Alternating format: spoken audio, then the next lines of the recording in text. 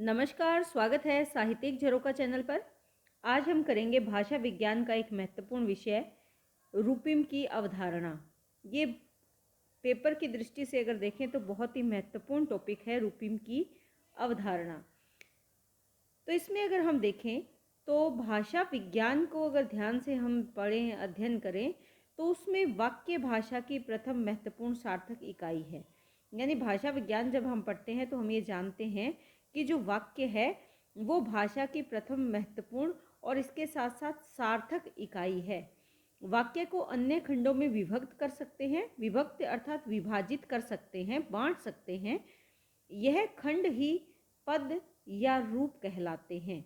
जो हम वाक्य के अलग अलग टुकड़े कर देते हैं, उन टुकड़ों को या उस खंड को ही हम पद कहते हैं या रूप कहते हैं। जब कोई शब्द वाक्य में प्रयुक्त होने की योग्यता धारण कर लेता है तब उसे रूप या पद कहा जाता है। तो यहाँ पर क्या है, शब्द महत्वपूर्ण है कि कोई भी शब्द इस योग्य हो जाता है कि वो वाक्य बनाने में सक्षम है तो उसे क्या कहेंगे, रूप या पद कहते हैं।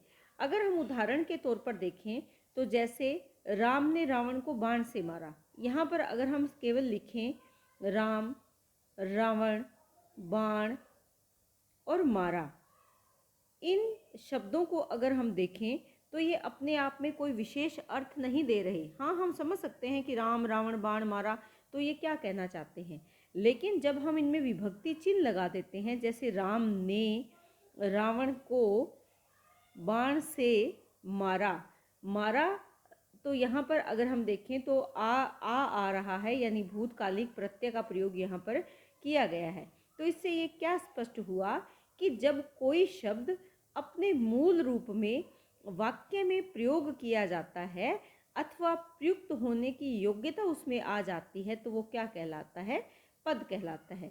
यानी ये जो शब्द है यहाँ पर राम, रावण, बाण, ये इस योग्य है कि विभक्ति चिन्हों के साथ मिलकर ये वाक्य को बना सकते हैं, वाक्य की संरचना कर सकते हैं। तो यहाँ पर हमने जाना कि वाक्य की में क्या भूमिका है, भाषा में वाक्य की क्या भूमिका है और किस प्रकार जो खंड है वो पद कहलाते हैं या उसे हम रूप भी कहते हैं।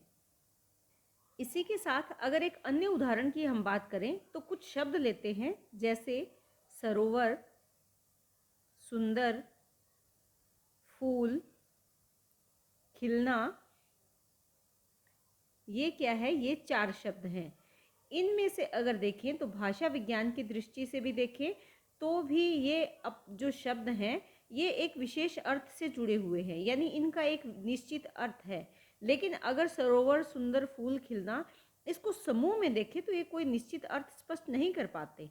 तब हम क्या करेंगे, इन शब्दों में विभक्ति लगाएंगे और इसके साथ साथ यहाँ पर जो कर्ता, कर्म, क्रिया आदि के नियम है उनको यहाँ पर लागू करेंगे। ऐसा करने से जब हम एक वाक्य बनाएंगे तो उसमें परिवर्तन हो जाएगा। जैसे सरोवर में सुंदर, फूल खिलते, खिलना या खिलते हैं, तो हम क्या करेंगे, ये थोड़ा सा परिवर्तन करके हम इसे एक वाक्य के रूप में ले लेंगे। यहाँ पर सरोवर के साथ हमने कारक लगाया है या विभक्ति चिन्ह लगाया है, इसके साथ सुंदर और फूल के साथ हमने कोई विभक्ति चिन्ह नहीं लगाया। और खिलते हैं, यहाँ पर क्रिया संबंधी प्रत्ययों का प्रयोग किया है, यानी क्रिया हो रही है। खिलते हैं, सरोवर में फूल खिलते हैं, यानी क्रिया हो रही है। तो इससे क्या है कि मूल शब्द वाक्य में प्रयुक्त होने के योग्य यहाँ नहीं था, लेकिन हमने उसको थोड़ा सा परिवर्तित रूप देकर हमने एक अच्छा वाक्य बना लिया।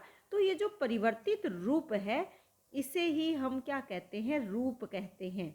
जो यहाँ पर हम रूप की बात कर रहे हैं वो ये जो परिवर्तन आ रहा है, परिवर्तित जो इस वाक्य का परिवर्तित रूप हमें प्राप्त हुआ है उसे हम क्या कहेंगे, रूप कहते हैं।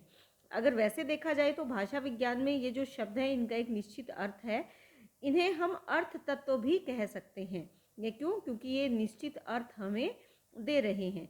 लेकिन जब तक अर्थ तत्व के साथ संबंध तत्व नहीं जुड़ता उसका हम पूर्ण रूप से एक प्रयोग होने वाला वाक्य नहीं बना सकते। तो इस प्रकार रूप ये अथवा पद वाक्य गठन में एक सबसे महत्वपूर्ण तत्व के रूप में शामिल किया गया है।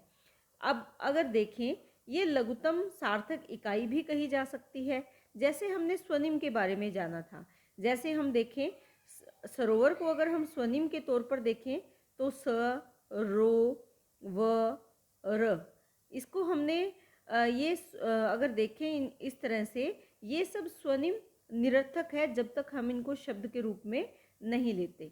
तो ये हम यहाँ पर जान रहे हैं कि भाषा विज्ञान में किस प्रकार सबसे छोटी इकाई से प्रारंभ होकर जो शब्द प्रक्रिया है वो पूर्ण होती है, किस प्रकार वो पद में परिवर्तित होती है या रूप में परिवर्तित होती है या उसमें बदलाव आता है। स्वर्ण प्रक्रिया की अगर बात करें तो स्वर्ण प्रक्रिया की आधारभूत इकाई को हम क्या कहते हैं? स्वनिम कहते हैं। इसी प्रकार रूप प्रक्रिया की आधारभूत इकाई को हम क्या कहेंगे? रूपिम कहेंगे। रूपिम एक ऐसी इकाई है जो वाक्य रचना और अर्थ अभिव्यक्ति में सहायता करती है। इसे रूपग्राम या पदग्राम भी कहते हैं। तो जो रूपिम है ये किससे जुड़ी हुई है? रूप से जुड़ी हुई है। रूप की आधारभूत इकाई क्या है? रूपिम है। इसे हम क्या कहेंगे? रूपग्राम भी कहा जाता है या पदग्राम भी कहा जाता है। और इस इकाई के द्वारा वाक्य की रचना भी होती है और अर्थ अभिव्यक्ति में भी ये सहायता करती है। Doctor O.P. भारद्वाज के विचार यहाँ महत्वपूर्ण है। ये क्या कहते हैं कि भाषिक विचारों में लघुतम अर्थवान तत्व क्या है? रूपिम है। यानी जहाँ भी हम भाषिक विचार या भाषा के विचारों की बात करते हैं, वहाँ पर सबसे छोटा और अर्थ के साथ अपने भाव को अभिव्यक्त करने वाला तत्व अगर कोई है तो वो क्या है? रूपिम है। रूपिम के बारे में पाश्चात्य वैज्ञानिकों के मत की अगर बात करें तो यहाँ सबसे पहले है ग्लीसन के अनुसार ये क्या कहते हैं कि न्यूनतम उपयुक्त व्याकरणिक अर्थवान रूप ही रूपिम कहलाता है। देखिए, सबसे छोटी इकाई किसकी? व्याकरण की, और अर्थ के साथ जो हो उसे क्या कहेंगे? रूपिम कहेंगे। इसी प्रकार ब्लूमफील्ड क्या कहते हैं कि एक भाषिक रूप जिसमें किसी अन्य रूप से ध्वन्यात्मक अथवा अर्थगत ढंग से सादृश्य नहीं होता वह रूपिम कहलाता है। ध्वनि और अर्थ की बात ये कर रहे हैं और यहाँ ये मानते हैं कि उसमें समानता नहीं, सादृश्य नहीं होता, वो क्या कहलाता है? रूपिम कहलाता है। अर्थात वो अपना एक अलग ध्वनि रखता है, अलग ही अर्थ उससे प्रकट होता है। वेजल यहाँ पर कहते हैं कि रूपिम वितरणीय क्रियाशील तत्व तथा परिपूरक क्रिया की इकाइयों के समूह का नाम है। ये वेजल के विचार है। पाश्चात्य विचारकों के साथ साथ जो भारतीय विचारक हैं उन वैज्ञानिकों के मत भी जानना जरूरी है। तो आइए देखते हैं। भारतीय भाषा वैज्ञानिकों की अगर बात करें तो सबसे पहले हम यहाँ पर नाम लेंगे डॉक्टर रामचंद्र वर्मा की।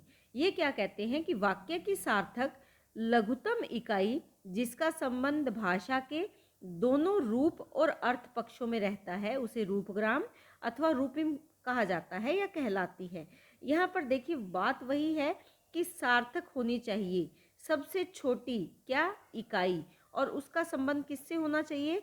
भाषा के दोनों, एक तो उसका रूप और एक उसका अर्थ तत्व। भाषा के दो पक्ष या दो तत्व हैं, रूप तत्व और अर्थ तत्व, दोनों पक्षों से रहता है, उसे हम क्या कहेंगे? रूपग्राम अथवा रूपिम कहेंगे। डॉक्टर भोलानाथ तिवारी कहते हैं कि भाषा या वाक्य की लघुतम सार्थक इकाई को रूपग्राम या रूपिम कहते हैं। सबसे छोटी है और सार्थक इकाई है, ये बात आपको ध्यान में रखनी है। डॉक्टर रतन चंद्र शर्मा क्या कहते हैं? रतन चंद्र शर्मा ये कहते हैं कि रूपिम वाक्य की वह लघुतम अर्थयुक्त इकाई है जिसका संबंध रूप और अर्थ दोनों से रहता है। देखिए, विचार सबके समान ही हैं कि ये सबसे छोटी अर्थ से युक्त इकाई क्या है? रूपिम है, और इसका संबंध किससे रहता है? रूप से रहता है और अर्थ दोनों से रहता है। तो यहाँ रूपिम के बारे में कुछ विशेष जो बातें हमारे सामने आई। रूपिम का ध्वनि समूह सार्थक होता है यानी अर्थ सहित होता है। इसके स्वनिम वियोजित किए जा सकते हैं। उसमें संबंध रूप और अर्थ दोनों में होना चाहिए, यानी दोनों में संबंध होना जरूरी है। ये रूपिम की विशेषता है कि रूपिम में इन दोनों में संबंध होता है और इसके स्वनिम वियोजित किए जा सकते हैं। ये किसके मत है? भारतीय भाषा वैज्ञानिकों के मत हैं। तो आज हमने जाना कि रूपिम की अवधारणा क्या है, पाश्चात्य विचारकों के मत यहाँ पर हमने जाने, और जो भाषा वैज्ञानिक जो भारत से जुड़े हुए हैं उनके मत भी हमने आज जाने। और विशेष तौर पर हमने देखा कि रूपिम का ध्वनि समूह सार्थक होता है, उसके स्वनिम वियोजित किए जा सकते हैं, उसके संबंध रूप और अर्थ दोनों में होना चाहिए। उसमें जो संबंध बनता है रूप और अर्थ दोनों में हो, ऐसा होना रूपिम के लिए अवश्य है। नेक्स्ट जो हमारी वीडियो होगी उसमें हम रूपिम के भेद के बारे में जानेंगे। उम्मीद करती हूँ कि ये टॉपिक आपके लिए महत्वपूर्ण सिद्ध हो और आपको बहुत अच्छे से समझ में आया हो, ऐसी मुझे उम्मीद है। बहुत बहुत धन्यवाद।